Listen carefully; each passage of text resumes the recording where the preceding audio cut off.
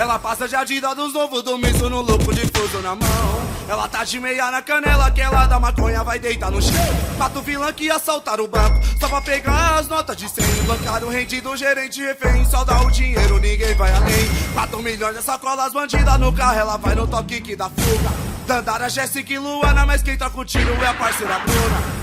Duas lançou uma moto, outras duas lançou foi o carro. Uma R1, uma Hornet, uma Santa Fé e também o Camaro. O que ela já deu é de golpe esses caras e nunca bebeu de água. Apavora todas as patricinhas, todas talarique também recalcada. Segura recalcada.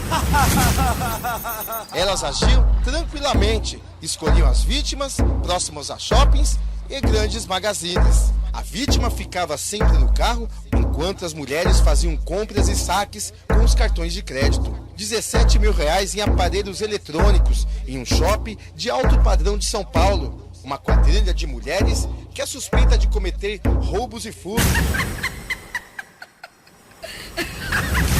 Elas iludem os mocinhos só pra ficar com os vilão.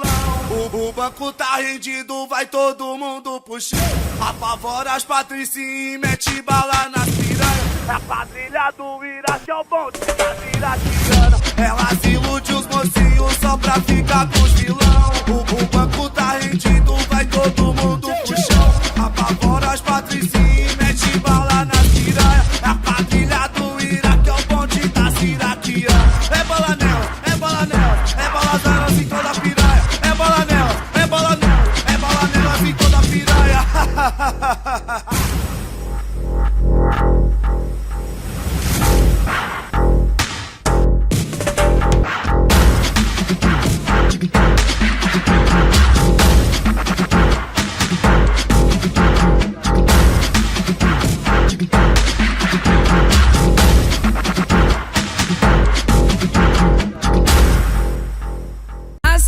Acesse já que tu vai ver Murilo Azevedo, fonte do funk SP. Tamo junto, original.